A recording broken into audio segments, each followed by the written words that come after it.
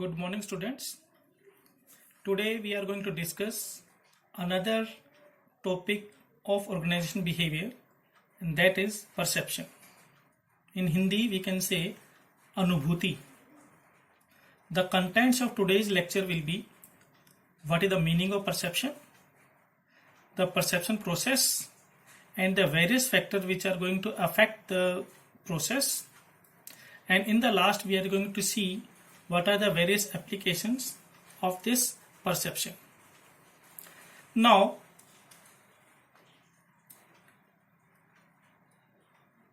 we know that we do not see things as they are.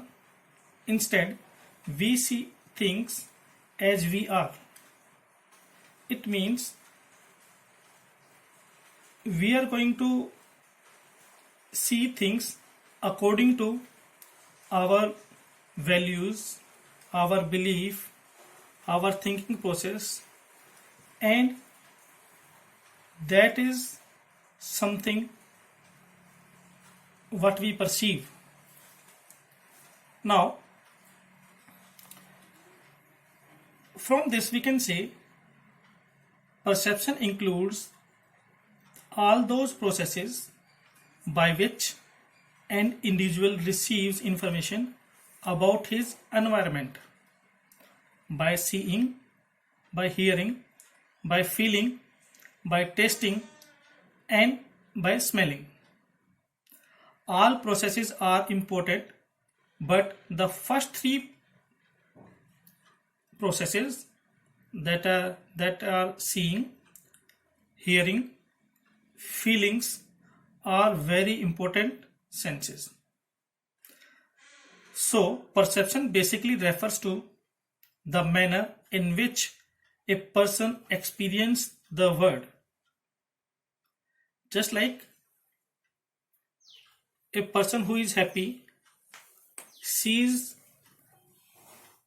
happiness in everything.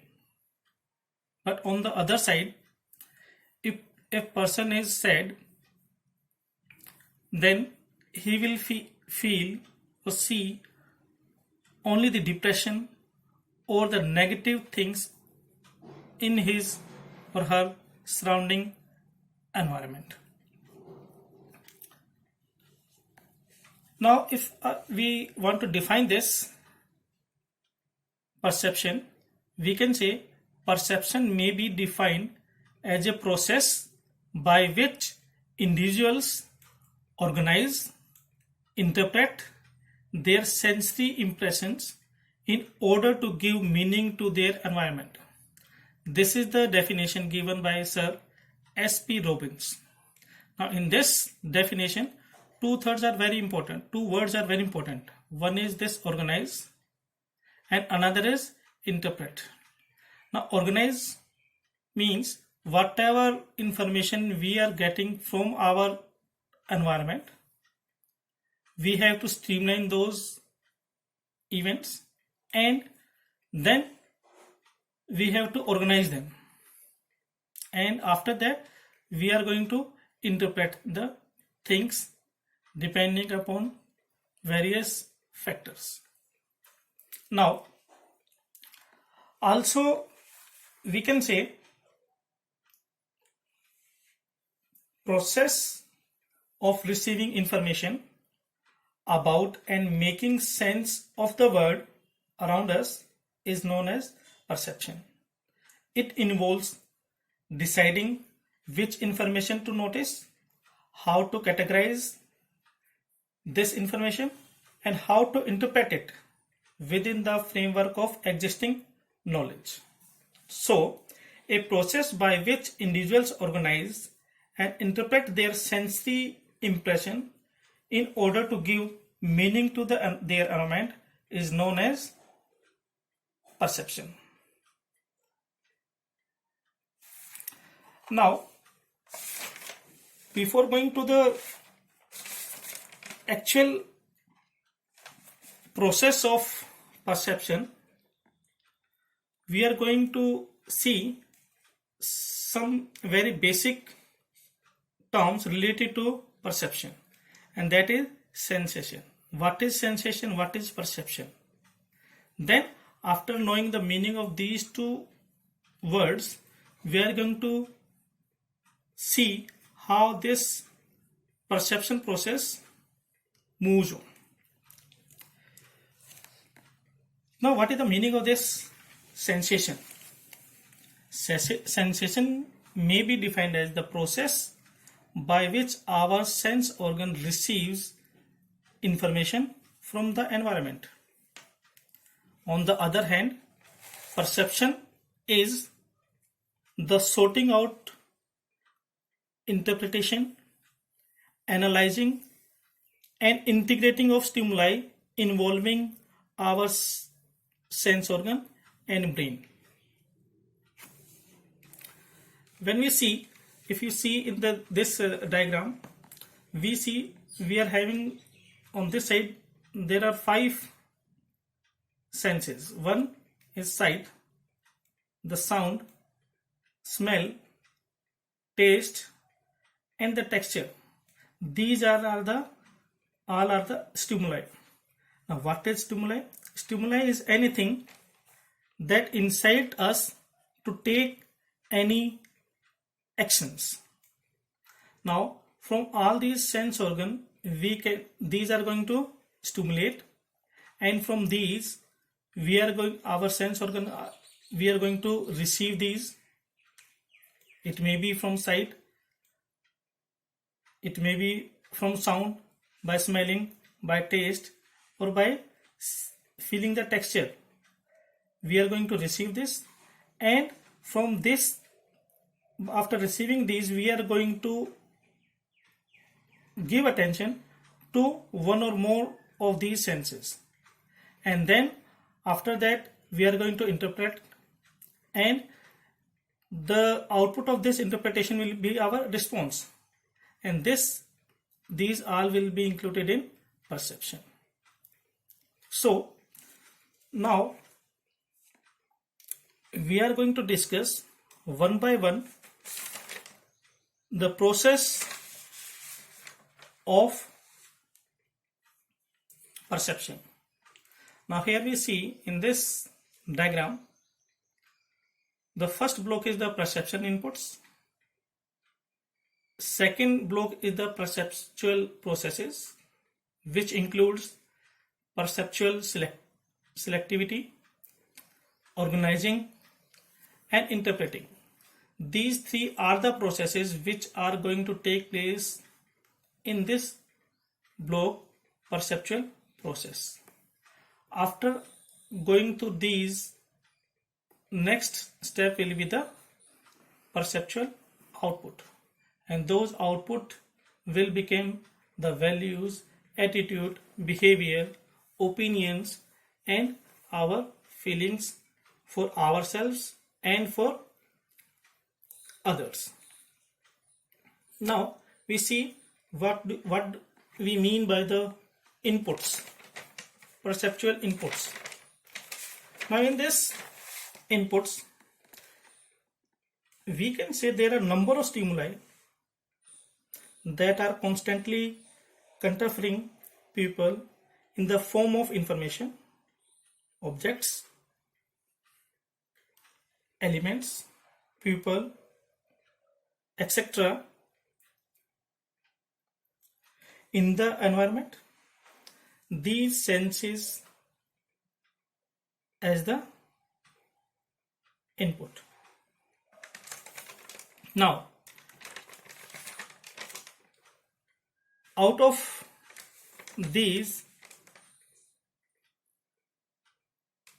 various inputs, we are going to receive these inputs and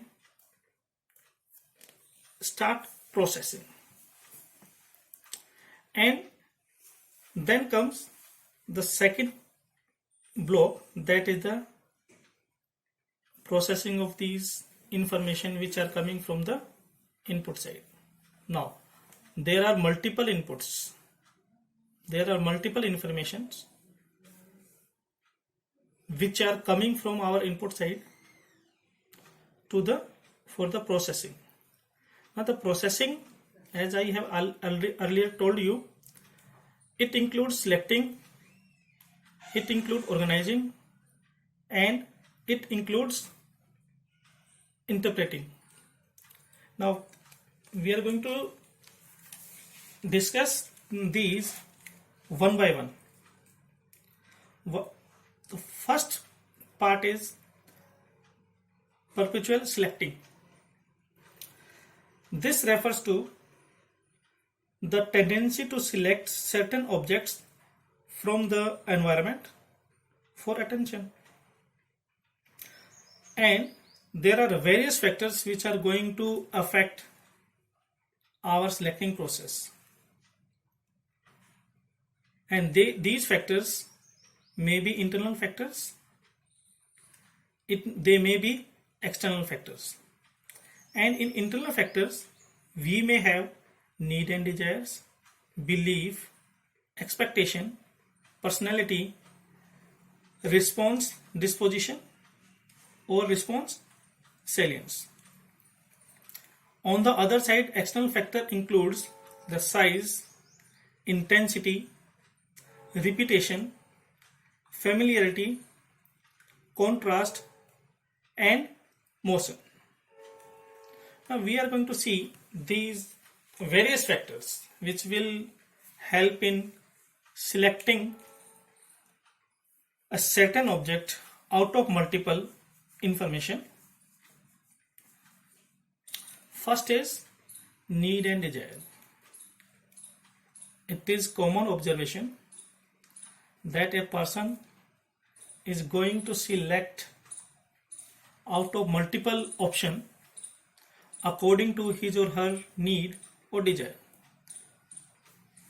Suppose I say we are going to a mall, and in the mall we are having multiple objects that are present there, but out of those multiple objects we are going to select, or we are going to select first the things or the items which we need or which we desire. Then or thereafter we can go for other things, but first will be the things which we need or which we have desires. So this is how this need and desire factor help in selecting objects. Second factor is belief. Belief means manyata. Selection factor also depend upon our belief, what we feel, and these belief, or I can say all these internal factors, they will vary person to person.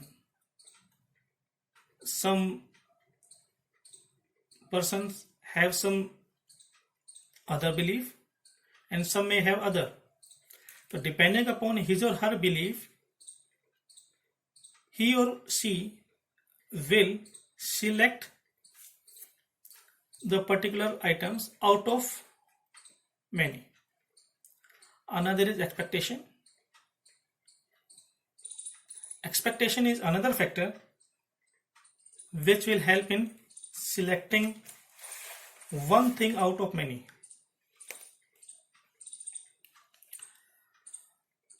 Suppose on your birthday you are having multiple gifts which you have received, but your expectation was that you will receive a laptop. Then out of those multiple gifts you have received on your birthday, you are going to select the laptop first, then any other gift. This is something how your expectation is going to affect your selecting process out of all the gift items you have received. Similarly, the personality, next factor, internal factor is the personality factor. This factor is also going to affect in selecting process. A person who is tall and heavy will definitely going to select a bigger car in comparison to some smaller car. Just like I can say, he will prefer, if a person is heavy and he is very tall, then he will prefer some big car instead of purchasing Maruti 800 or Maruti Alto. So this is how personality affect the selecting process. Next is response disposition. Now what is this response disposition?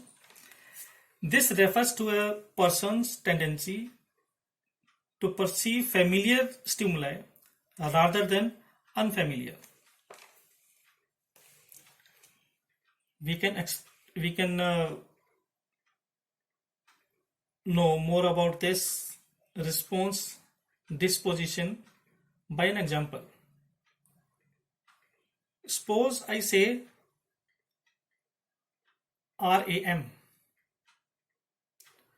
Now, if I ask what is RAM to some computer expert or a person who knows computer very well, then he will immediately respond, RAM means random access memory. But if I say the same word RAM to a common person who doesn't know what is computer, what are the terms related to the computer, then that common person will say RAM is RAM. So this is something we say response disposition. Means a person is having the tendency to perceive familiar stimuli. Now a computer person is more familiar with the term random access memory. That is why he reply RAM as random access memory.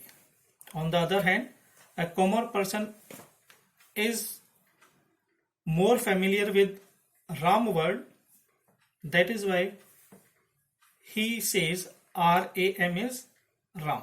This is something response disposition which is helping in selecting a particular item or object out of multiple objects. Another is response salience. What is this? Response salience is determined by a person's own cognitive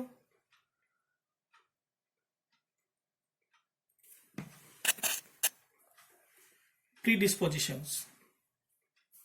For example, if there is a problem in a company, then according to different person at different position in the same company, the problem will be defined differently by relating it to their own sector.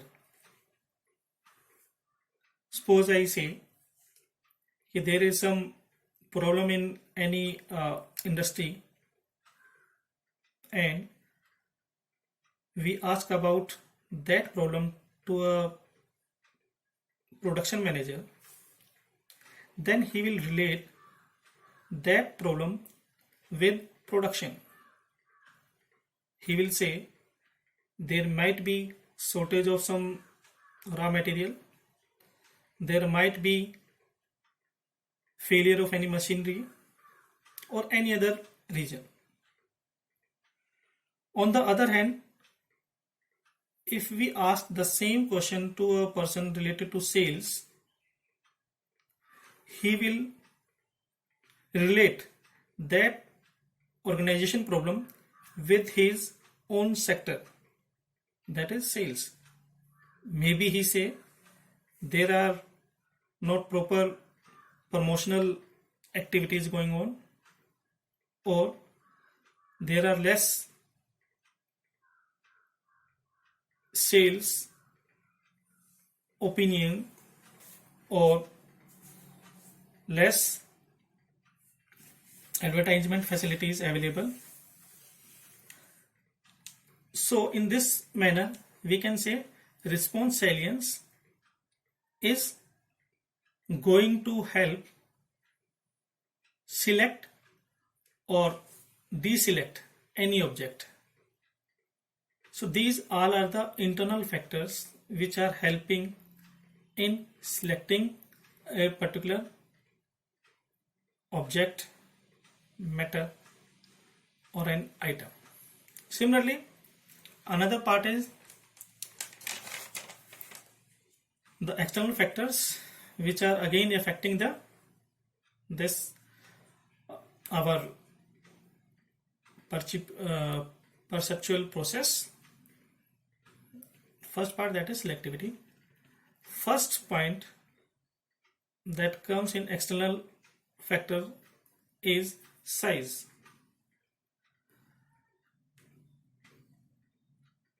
The size of the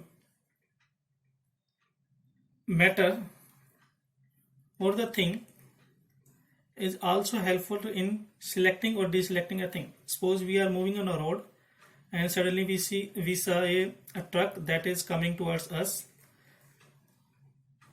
or any other big vehicle that is coming towards us. Then in that particular situation we can easily see it and respond accordingly. But instead of that truck, if there is some cycle is coming towards us or some pebble is there on the road, we normally ignore it or we normally do not see it. So depending upon the size of the object, we can select or deselect the things. Another is the intensity.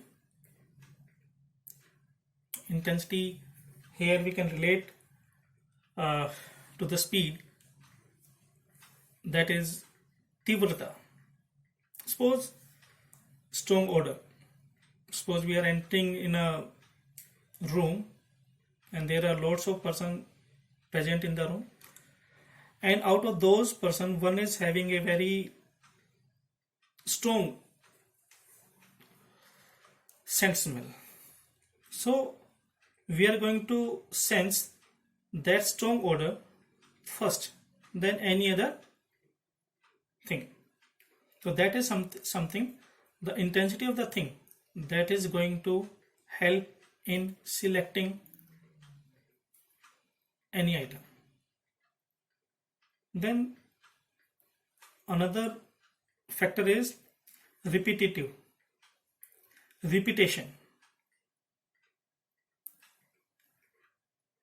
If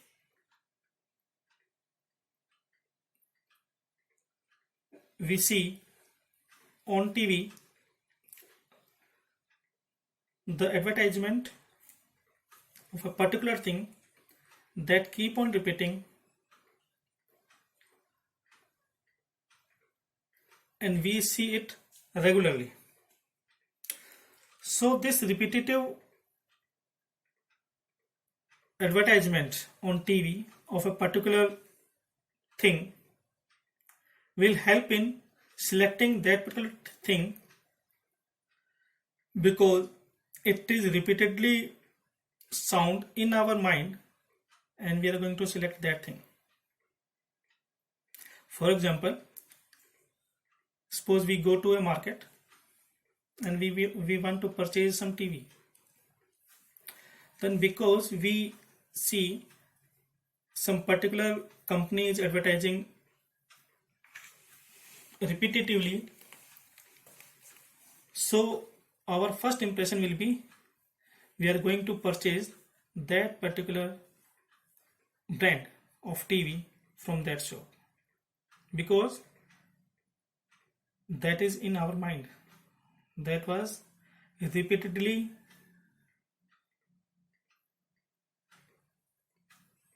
going to our mind. Next is familiarity.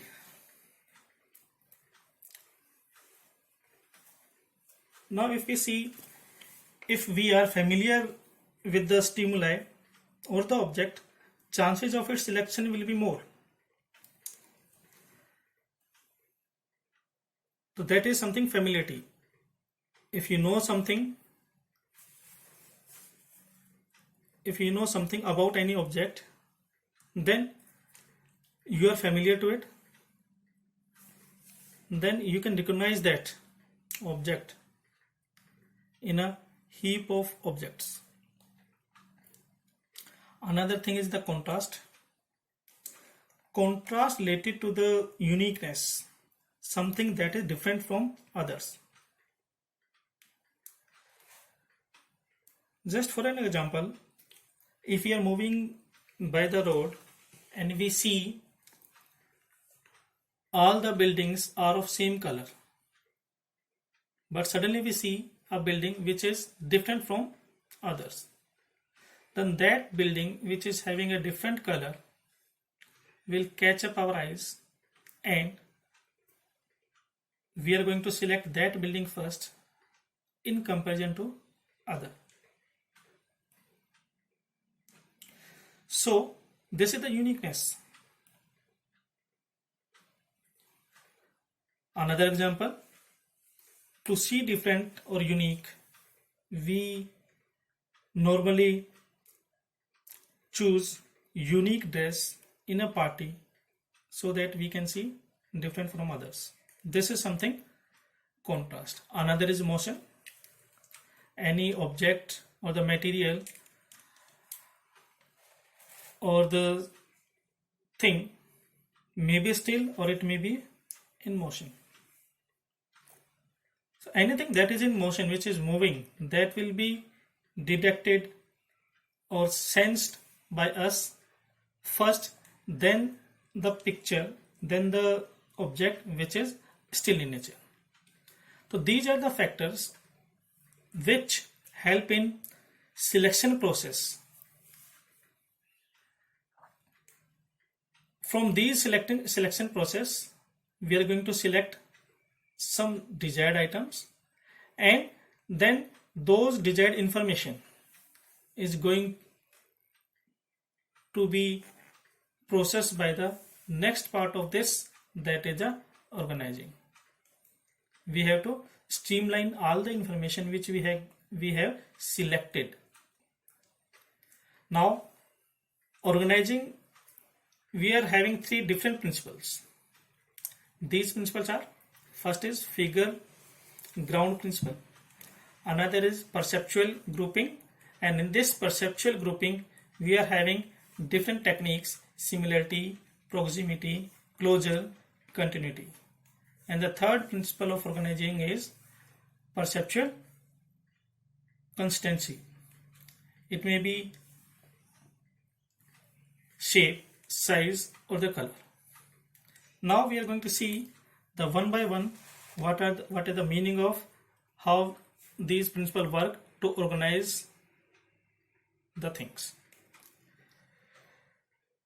Now organizing basically deals with the manner in which selected stimuli are organized in order to make sense out of them. There are three principles. One is figure ground principle. This principle tells us that what we consider as a figure and what as a ground. Simply, we can relate this principle with a number plate of our car. Normally we see the background of number plate is white, and on that white plate our numbers are written in black color. So we easily recognize that because we know the background is white and the numbers are written in black color. So we can easily figure out what is number because of the background. But same thing, if we are having different background, suppose black background and number is white, then it will take some more time to interpret, to understand. So this is something figure ground principle, कि what part of the image we consider as figure and what part of the image presented to us we consider ground. Another is, next principle is the grouping, perceptual grouping. Grouping is the tendency to curve individual stimuli into meaningful patterns. There are different concepts of grouping by which we can organize the things. First concept is similarity. This means the principle of similarity states that the greater the similarity of stimuli, the greater tendency to perceive them as a common group. For an example, we can say, suppose there are some students who have came to visit our institute,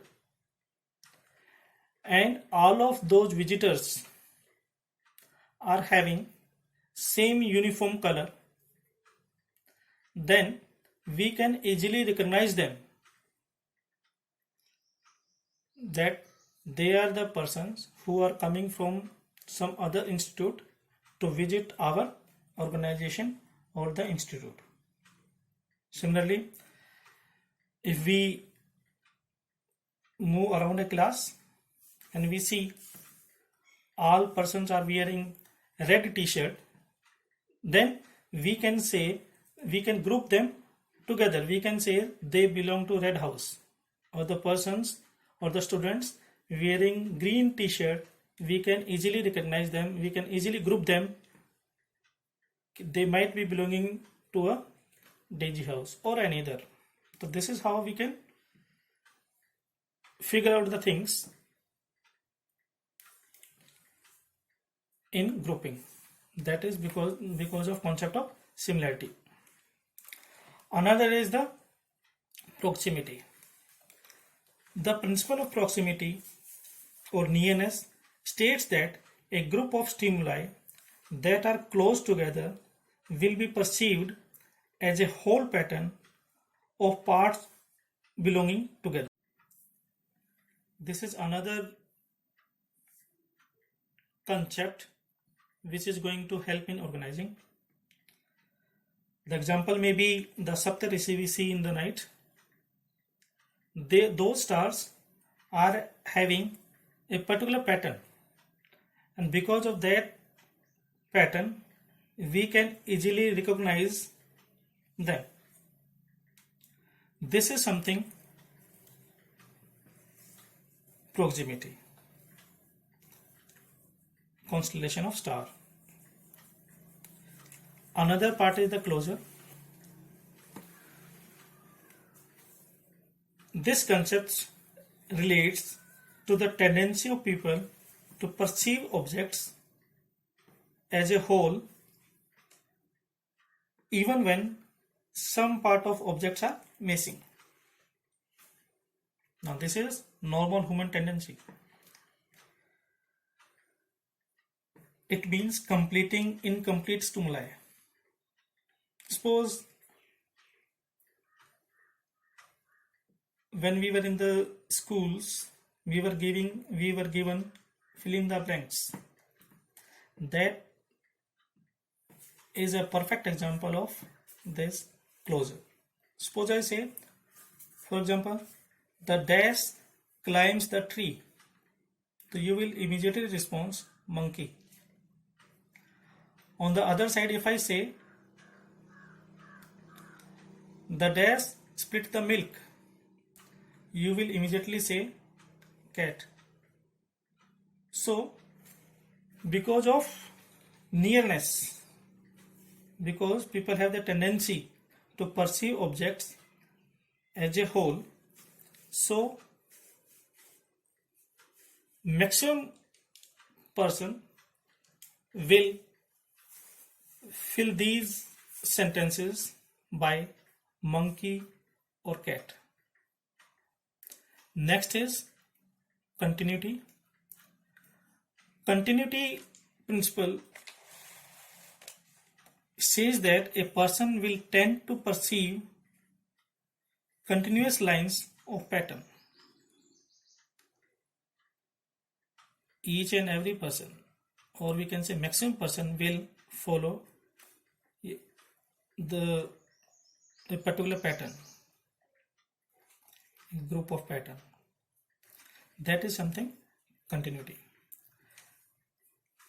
These 4 points were a part of, or you can say the concept related to grouping, that are similarity, proximity, closure, and continuity. Next principle of organizing is perceptual constancy.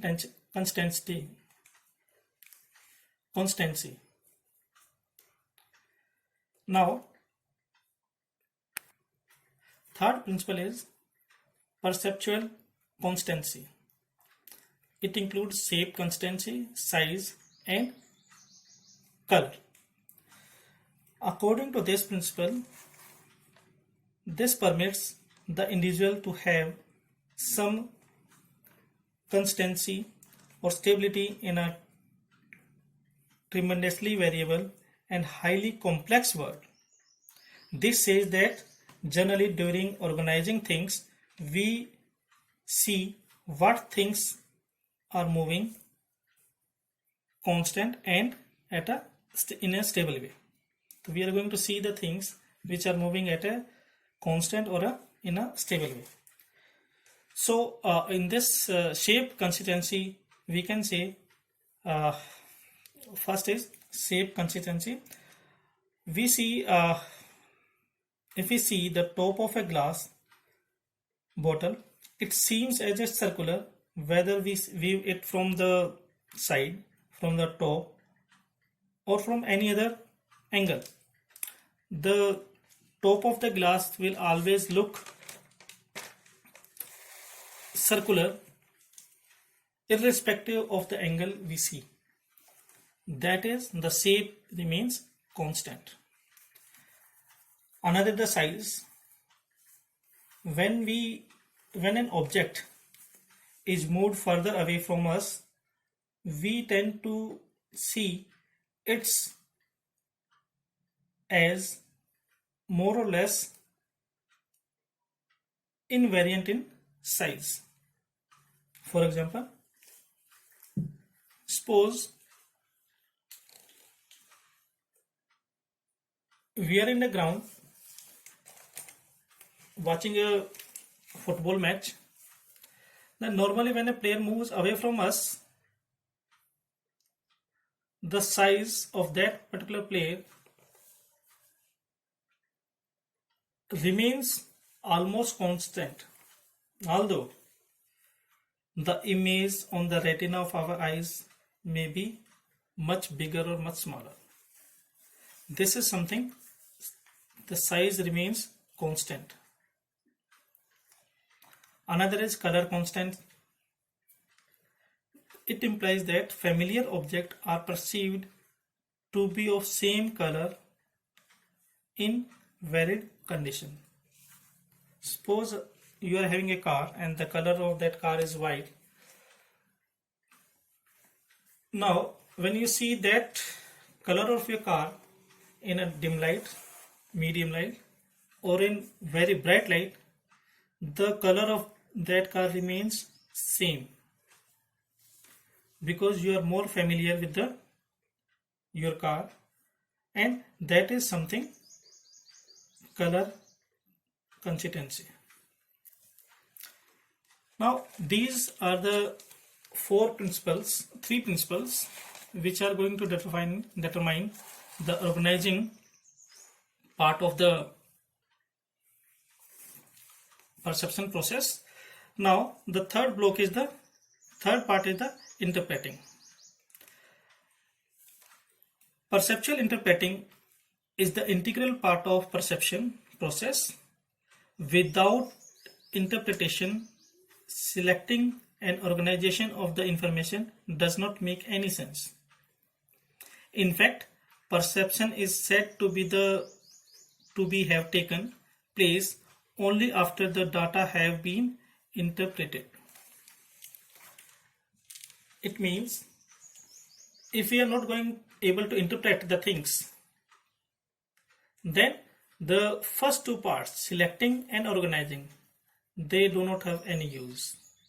So interpreting things in a proper way is very important. Last part is the perceptual output. Now perceptual output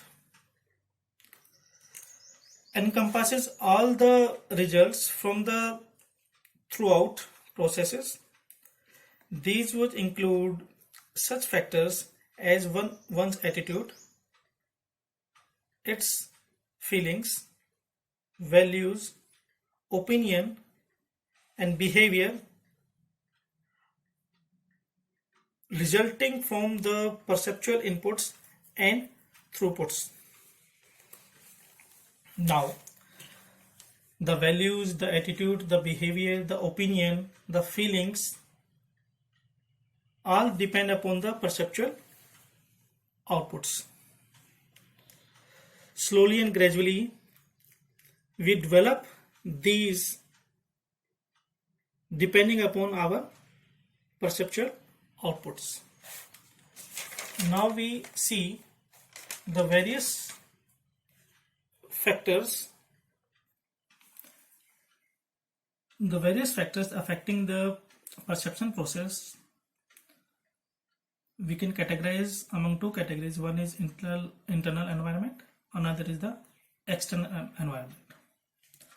Internal environment includes our beliefs, our values, our nature with our consciousness, and these internal environment components affect our personality and perception. And one more thing, these factors varies individual to individuals. Different person may have different beliefs, different personality, different nature, and depending upon those belief, values, or the nature, the effect on the process will be different. And the external factors or the external environment which are going to affect the perceptual process are the, we can say, TELSCP, TELSCP. Here T stands for technological factors, E for ethical factors, L for legal factor, S for social factor, E for economical factors, and P for the political factor. These 6 factors greatly affect the process of perception. How we perceive things, कि हम दुनिया को किस नज़र से देखते हैं, that is largely affected by these two, internal and the external factor. In the last part of the lecture is the application of perception. Now we are going to discuss the various application of perception. First is employment interview. A major input into who is hired and who is rejected in any organization is employment interview. Evidence indicated that interviewer often make inaccurate perceptual judgments. Interviews generally draw early impressions that become very quickly entrenched.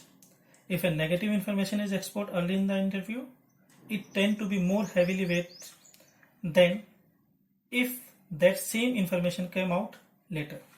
As a result, information elected early in the interview carries greater weight than does information elected later. A good applicant is probably characterized by the absence of unfavorable characteristics than by the presence of favorable characteristics. The employment interview is an important input into the hiring decision, and a manager must recognize that perceptual factors influence who is hired. Therefore, eventually, the quality of an organization's labor force depends on the perception of the interview. Second is performance expectation.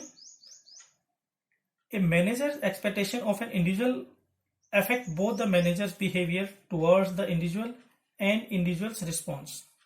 An impressive amount of evidence demonstrates that people will attempt to validate their perceptions of reality even when these perceptions are faulty. This is particularly relevant when we consider performance expectation on the job. The term self-fulfilling prophecy have evolved to characterize the fact that people's expectations determine their behavior. Manager can harness the power of Pygmalion effect to improve productivity in the organization. It appears that high expectations of individual can come true. Manager can extend these high expectations of individual to an entire group. When a manager expects positive things from a group, the group delivers. Similarly, if a manager expects people to perform minimally, they will tend to behave so as to meet these low expectations. Thus, expectation become reality. Then, third point is ethnic profiling. Ethnic profiling is a form of stereotyping in which a group of individuals is singled out on the basis of race or ethnicity. Next is performance evaluation. An employee's performance appraisal very much depend on the perceptual process. The performance appraisal represents an assessment of an employee's work. While this can be objective, many jobs are evaluated in subjective terms. Subjective measures are, by definition, judgmental. The evaluator forms a general impression of an employee's work. What the evaluator perceives to be good or bad employee's characteristics will significantly influence the appraisal outcomes. An employee's future is closely tied to his or her appraisal. Promotions, pay raises, and continuation of employment are among the more obvious outcomes. And the last application of perception is assessing level of efforts. An employee's future is not depend on a performance only. An assessment of an individual efforts is a subjective, judgmental, susceptible to perceptual disturbances and biasness. So this is all about today's topic, perception. For any query, you may contact me on my mail ID. Thank you and have a nice day.